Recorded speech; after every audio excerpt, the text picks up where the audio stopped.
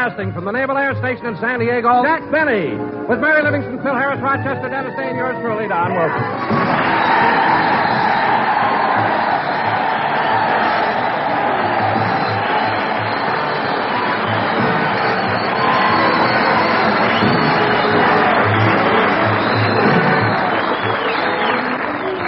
Ladies and gentlemen, since we're doing our program at the Naval Air Station in San Diego, I bring you the star of our show. A sailor who was in the First World War and still has a toupee with a crew haircut, Jack Benny!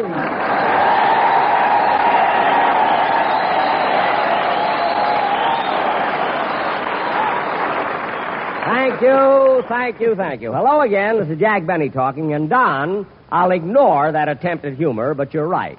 During the First World War, I was a sailor stationed at Great Lakes, Illinois. And you want to know something? What? Before we leave here, I'm going over to the recruiting office and try to enlist again. Oh, Jack, they won't take you. What'd you say, Don? They won't take you. I know, but where else can you get a physical for nothing? Anyway, Don, it certainly is a thrill being here at a naval air station. You know, they have so many different types of planes here. Banshees, Sky Raiders, Corsairs. And, Don, did you notice those huge Navy planes landing right on the water? Oh, yes, Jack, but I was puzzled about those big things on the bottom where the wheels should be. What are they? Oh, Don, those are pontoons. You see, they keep you afloat in the water. Pontoons? Yes, Don, those are the same things that automobiles use in Los Angeles. Which reminds me, Don, I have to be in Los Angeles 30 seconds after this program goes off the air. That's when I do my television show. But, Jack, how can you make it from here to Los Angeles in 30 seconds? Don, I'm going to use the quickest moving thing known to science. Oh, are you taking one of those jet planes? No, I'm going to go piggyback on a sailor with a 12-hour pass.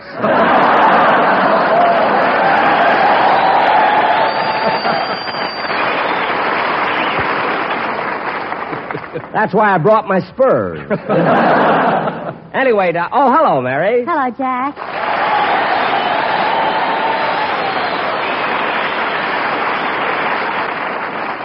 Well, Mary, how do you like doing a show from the San Diego Naval Air Station? Oh, it's fine, Jack. But you want to know something? I think the boys here are a little too playful.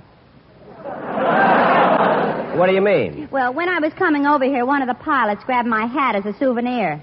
Grabbed your hat? Well, why didn't you grab it back? I couldn't. He was in an F9F.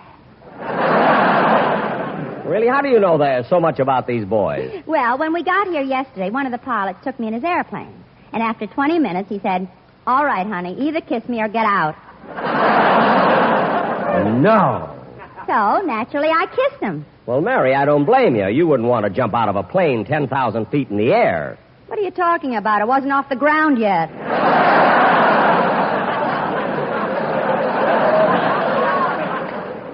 Oh, then getting you into the plane was just a trick to kiss you, huh? Yes, but then Captain Erdman warned me. He warned you? He said if I see any guy around here with puckered lips and he isn't carrying a bugle, watch out. Well, that explains it. This morning, the whole base looked like Guy Lombardo's brass section here. And, Jack, what? This pilot who took me up wants to impress me and show me how sophisticated he is. Uh-huh. So tonight he's going to take me to a club called La Cantina. Oh, the La Cantina, huh? Yeah, that's Spanish for butter your elbows and we can squeeze 5 more in. Oh, is it that crowded? Crowded. A seaman walked in there one night and came out wearing an ensign for a hat.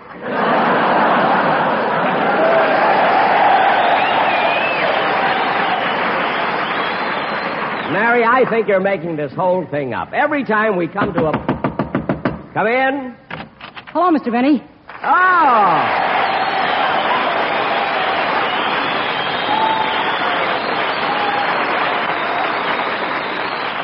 Dennis, how come you're late? Where were you? Well, I'd have been here earlier, Jackson, but I stopped off at a bar. You gotta live, bub, live. Jackson, bar, bub? Oh, boy, am I dizzy. Dennis, do you mean to say they served you a drink? No, they said I was too young, so they just spun me around on a stool.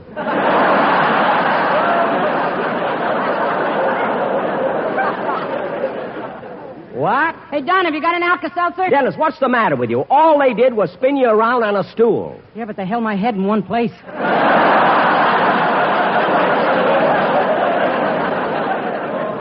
I used to be in the Navy, too. I spent 2 years in the South Pacific.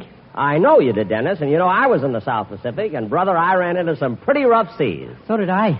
Were you ever tossed overboard? Yeah, but the captain made the fellas cut it out.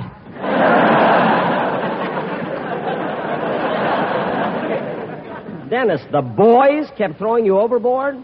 That's terrible. Oh, it was all right. The fish kept throwing me back. Say, Dennis, when you first joined the Navy, how did they know how to classify you? How did they know what rank to give you? Oh, that was easy, Mary.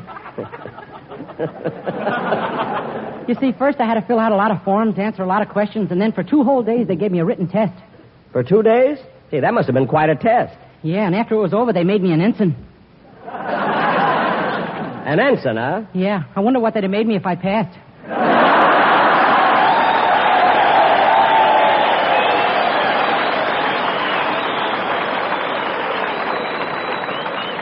Dennis, let's go back to the part where they were throwing you overboard, I like that better. Sometimes you say that... Okay, fellas, here's Harris the Star, so tear up your passes and stay where you are.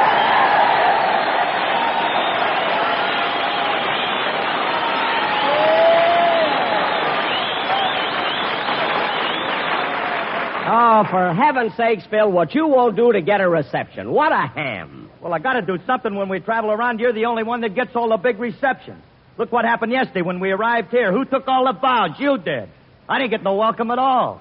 What are you talking about? After I signed all the autographs, I sent everyone over to get your autograph, too. You did that just to show off. You know I can't write.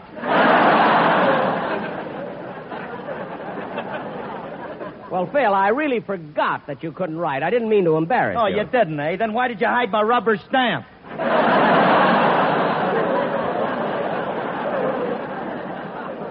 Because I thought you were going too far when you stamped your name on Admiral Baker's forehead. That's all. I was so embarrassed. Wait a minute. Another thing, Jackson. I know that trick you played on me last year. What trick? You switched rubber stamps on me, and for the next 3 weeks I was signing my name Fragile, this end up.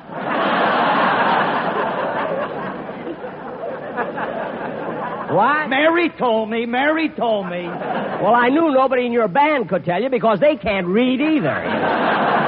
Now, you see, there you go again, always picking on my band. Hey, Liv. Tell Jack to lay off of me. Phil's right, Jack. His boys may not be great musicians, but at least they're gentlemen. Mary, just because they tip their hats when they pass a pool room doesn't mean they're gentlemen. Now, let's forget No, I'm not forgetting it, Jackson. My boys don't like that stuff. They're sensitive. Yes, Jack. The things you said about them at rehearsal made them cry. Well, Mary, that doesn't mean they're sensitive. They'd cry at the drop of a bottle.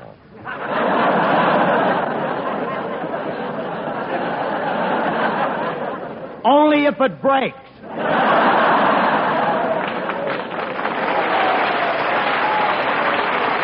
Stop copying me. Phil, do me a favor, will you? Come in. Hello, Mr. Benny. Well, Mr. Kitzel.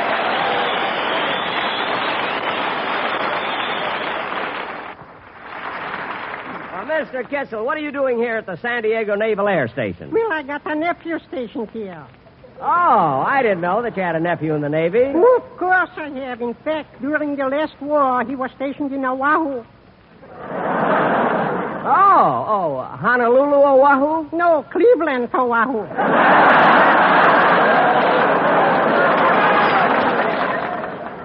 Cleveland. Mr. Kitzel, I didn't know your nephew was stationed here. What rank is he? He's a seaman second-hand. You mean seaman second class? No, second-hand. They threw him out and took him back again.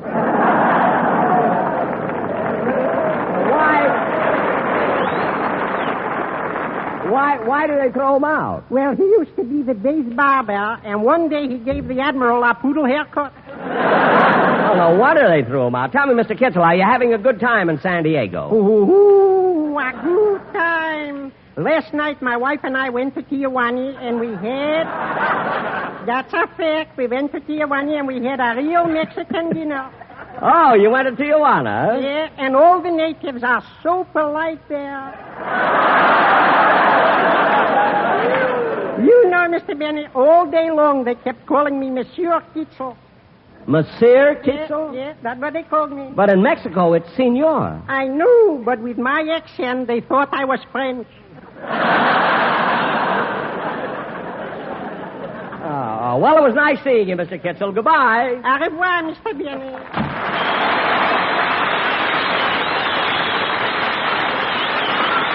Now, ladies and gentlemen, for our feature attraction, tonight we are presenting a dramatic sketch of the sea called All Hands on Deck, or Load the Guns with Tabasco Sauce, Here Comes the Shrimp Boat.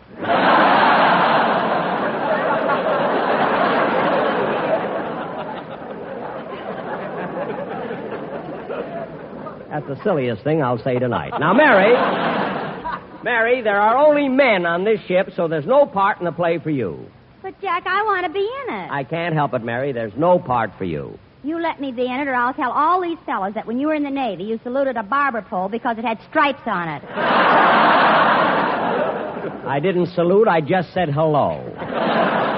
Now, let's get back to the play. As the scene... Oh, wait a minute, Jack. Jack, you said you'd check the technical terms we use in the sketch to make sure that we're correct. Did you do it? Oh, my goodness, I forgot. Well, you better check on it, Jackson. The last time we did a Navy sketch, your writers called the commander Warden.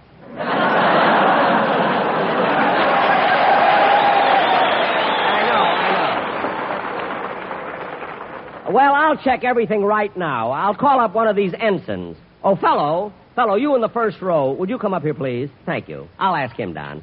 He can tell us whether we're right or wrong. Oh, ensign, tell me, is the flat service on a carrier where the planes take off called a flight deck? I don't know.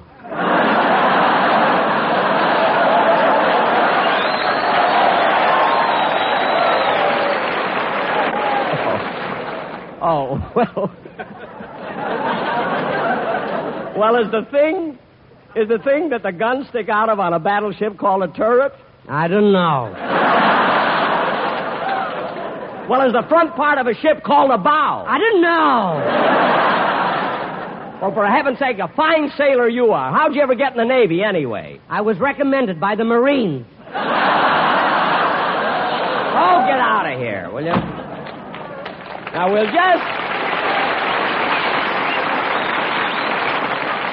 We'll just have to do our sketch without any help. Okay, Phil. Music.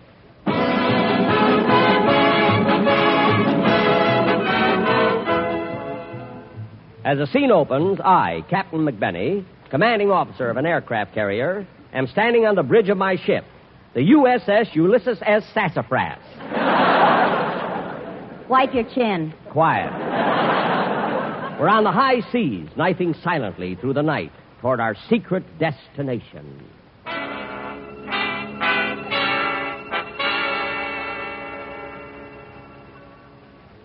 Captain McBenney, What is it, Ensign Harris? we've been at sea 24 hours now, and it's time to open our sealed orders. Here they are, sir. Good. I'll open them. It's from Vice Admiral Sprague. Is it important? Yes, men. This is it. We're going all the way across. What does it say? Load supplies and head for Catalina.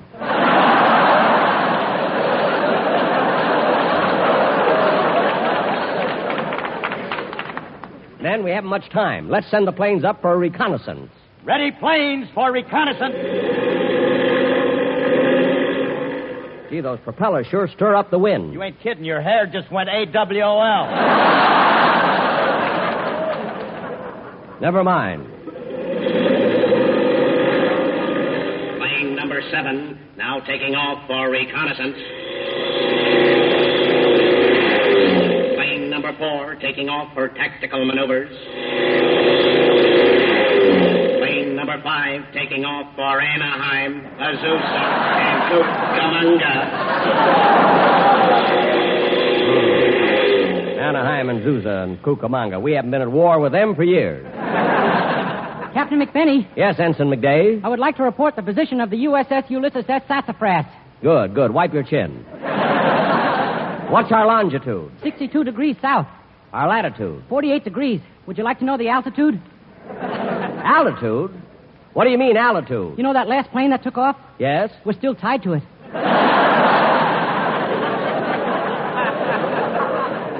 Oh, my goodness. Where are we now? 3,000 feet over Tijuana.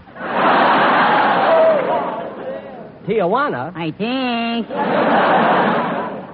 3,000 feet? I ain't been this high since last night at Sherman.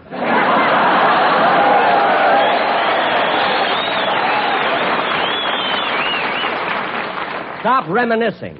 Anson McDade. Yes, Captain McBenney? I got a report that you disobeyed my orders. Last night you went swimming. It wasn't my fault, sir. What do you mean? I took a walk around the deck, and this ship isn't as long as I thought it was. Oh. Now, look, men. The good ship USS Ulysses S. Sassafras Wipe your chin. is out on operational maneuvers. We are now entering a blackout zone, so turn out all the lights. Why, can the enemy see us? No, but the audience can. How did that wave get on deck? What are you doing here? I was assigned here, sir, by the Navy Department. Assigned here? Yes. What's your rank? Manicurist, first class. A manicurist. Good. There will be no hangnails on the USS Ulysses S. Sassafras. Swab your lips. Thank you. Now, men, man your battle stations and prepare for... Who can that be? Oh, I'll get it. Hello? Hello, Miss Livingston. This is Rochester.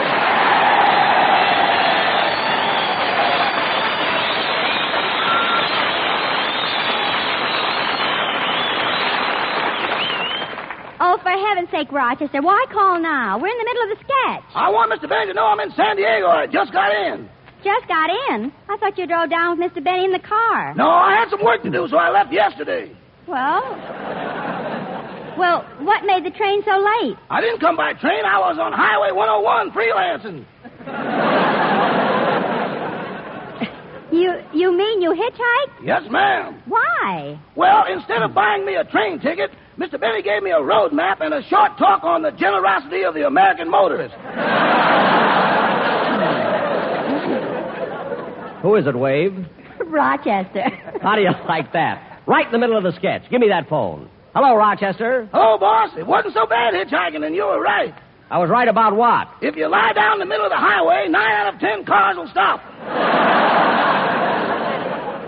Certainly. But when that 10th car comes along, it better have a high crankcase.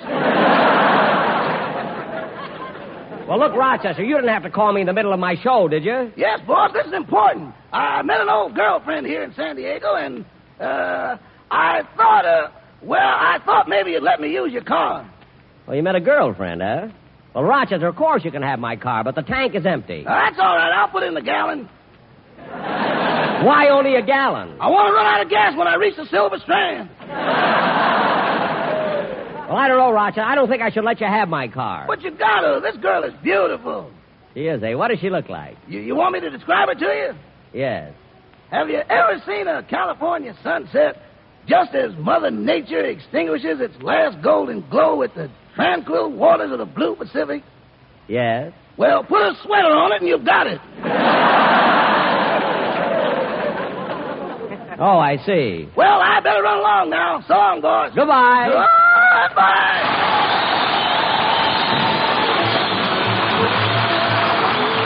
Ladies and gentlemen, I want to thank Vice Admiral Thomas L. Sprague, Commander of the Air Force Pacific Fleet, Captain William L. Erdman, Commanding Officer of the Naval Air Station, and Lieutenant Harold C. Boudreau, Special Service Officer, for inviting us down here. And, fellas, I want to thank you, too, and tell you it's been wonderful being here. You've been a great audience, and... Come in. Yes, what is it, sailor? I'm ready to take you to your television show, Mr. Benny. Fine. I got my pass. Just jump on my back and let's go. Well, good. So long, kid.